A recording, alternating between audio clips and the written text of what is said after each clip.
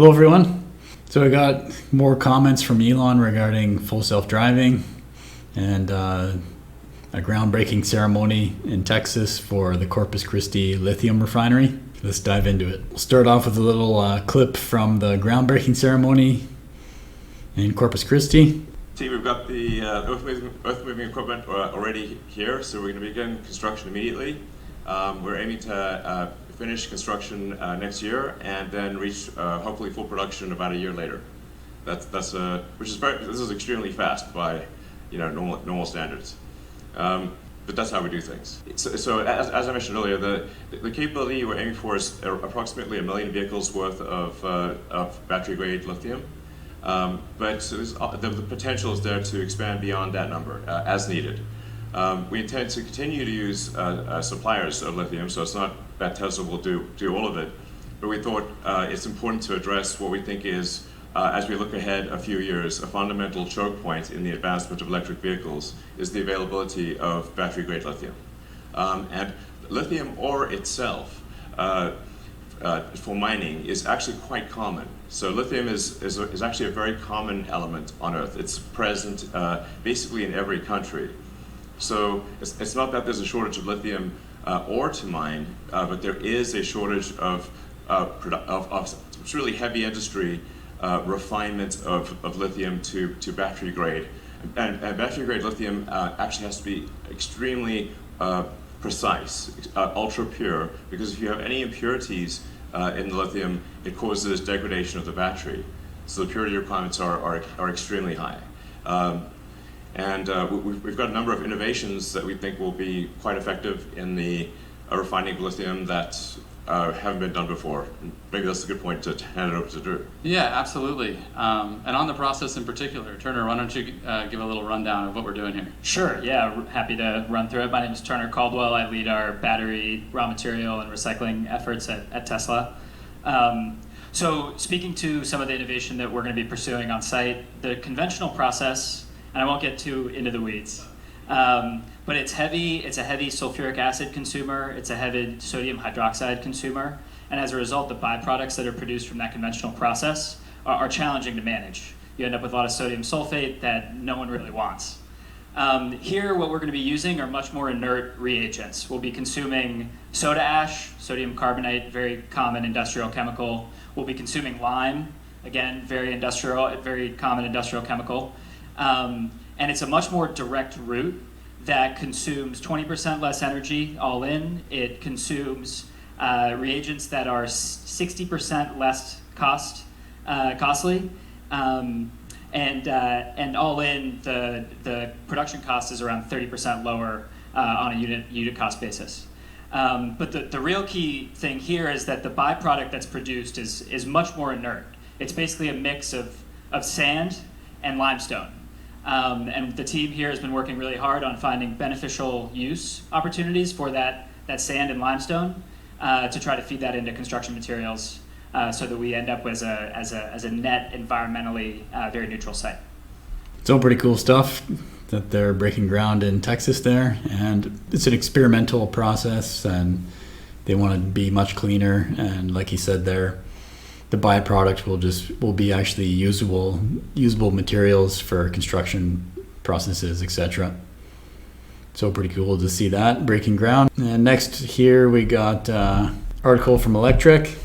The headline is Elon Musk says Tesla will give everyone free month of full self-driving, but not yet. Elon Musk says Tesla will give a free month of a full self-driving package to every owner in North America, but only once it's super smooth. The CEO has had a fixation on people not understanding the value of Tesla's full self-driving package, which the automaker now sells for $15,000. So yeah, I would say I'm not sure, what he means by super smooth. I guess he means it's not solved completely, but it's at a super smooth state, and then he'll offer 1 month free trial, which I think they've done this before, where they offer free trial of full self-driving. Yeah, I'm pretty sure they did. I actually took advantage of this at one point a long time ago. and got to try out autopilot. I think it was autopilot, maybe not full self-driving, because it was quite a while ago. Yeah, this comment of super smooth, I don't think he means it's going to be solved. It's just going to be operating very smoothly. However, yeah, I want to see it solved, and I'm hoping it gets solved before I can potentially get the Cybertruck. Although it may be cool to be part of the process of making YouTube videos where I show the progress of full self-driving, and then hopefully be there at the moment when it's solved and be able to make a video. That would be pretty cool, to make a video right at the moment where they announce, okay, we've got it. You know, you use this and you can go to sleep in the back seat.